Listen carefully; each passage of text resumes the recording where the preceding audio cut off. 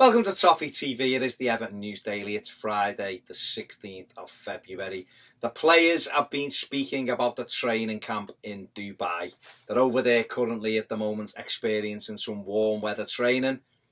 Looks great. Vests on, shorts pulled up a bit, doing a bit of jogging, slow-mo Baywatch type videos emerging. The players working hard. But now a few of the players have been talking about it, saying how good it is for getting to know each other and for bonding and taking that forward. Michael Keane gave an interview called Umar Niasse a nightmare, but in the best sense. Said he's a nightmare to mark in training because he never stops running and he doesn't give up. And we've seen that, haven't we? He's so difficult to mark because don't even think Umar knows what he's doing half the time. He doesn't know when to give up or when he's beaten, and that's only, for me, that's a good thing. And he's proven that with his goals this season. But I think the whole thing with the training camp, we've seen some people we thought the club had forgot existed, like Davy Klaassen and Nikola Vlasic and people like that, Luke Garbett.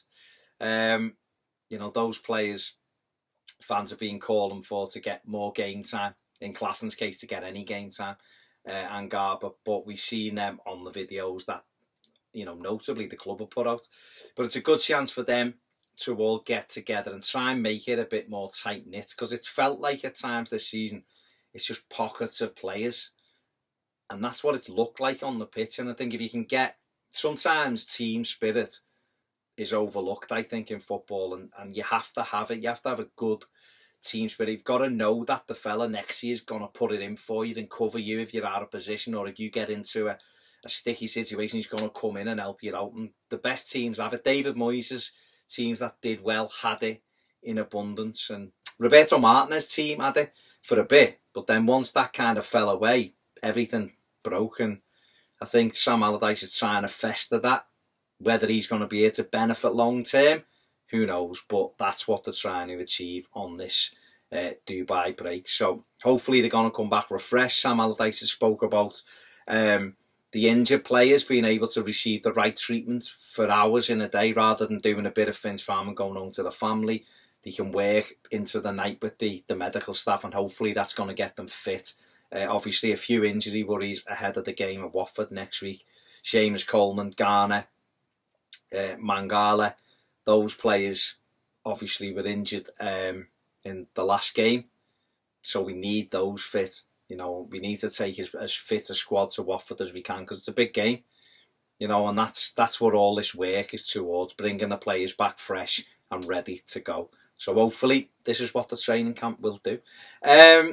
Paul Tate, the Everton under-18 coach, has been talking about Everton's academy, saying that it's ahead of the game in producing first-team players from the academy, and it is.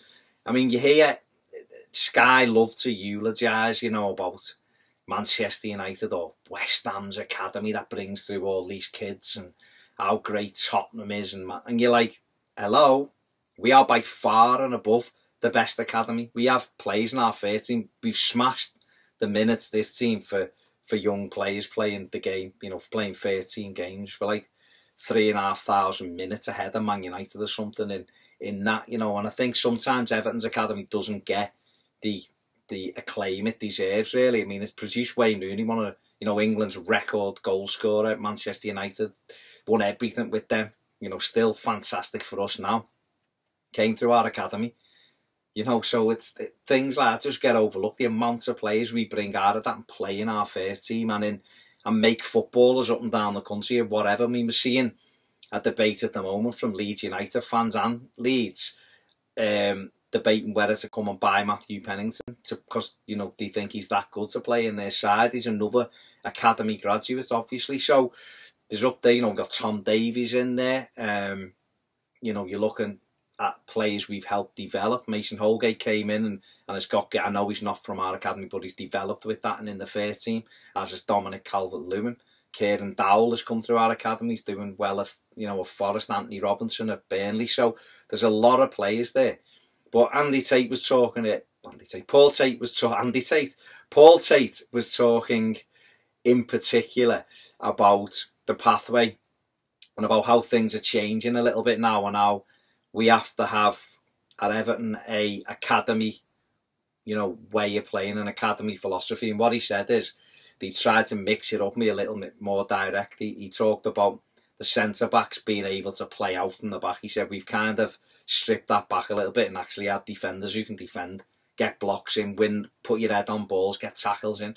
And if you can play, it's a bonus. And I think that's right. I think it's all great having these centre-backs who can stroll out with the ball, but if they can't do the basics, what good is it? Because you'll get found out very quickly. And he spoke about Fraser Hornby, actually, who impressed in the 3-0 win in the first team at Limassol. Said he was a midfield player last year and he's a 9 this year, and how they're giving him different type of balls, getting crosses in, expecting to get on the end of it. And what he said was, academy football, under-23 football, is lovely, nice pitches, everything done for them. It's all short and played at a certain pace. And when these players go out on loan, they don't get the ball.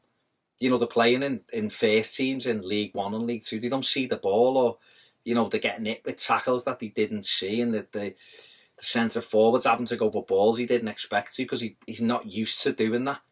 He said, so what we're trying to do is mix that up now and give them a better, more broadened education as footballers, so that when they go on loan, they reap the benefit from that. And that's what it's about, isn't it? Trying to give them the best opportunity to become footballers. And it's something that Kieran Dowler spoke about playing for Forest, that how he's had to grow up and learn different aspects of the game that he hasn't had to at the 23 level. And that's going to, hopefully, well, it'll benefit us, but benefit the lads as well at that level. And that's really it. There's other bits. There's offshoot stories about Sandro Ramirez's comments about wanting to remain at Seville. That's gone mixed feelings, I think, from Evertonians. Some are like, yeah, he's crap, let him go. And others are a bit disappointed that he's not going to get the opportunity. And there's a couple of stories bouncing around again about Paulo Fonseca and Marcel Brands. We'll have to see what happens with that. But at the moment, we're all getting ready for a nice weekend off. Everton free weekend. Whether you like it or you don't, at least he can't hurt us this weekend. And that, I finished this video with a cautionary tale about leaving Everton Football Club. So many players have left us and haven't really gone on to better things. And, the best case now, or the latest incident of that happening, is a man who graced our midfield, was absolutely fantastic, never a hair out of place, moved on to West Brom in August, and has now turned into a taxi driver. Gareth, try working for Uber, might be a bit safer. Don't forget to subscribe to Toffee TV if you haven't. See you soon.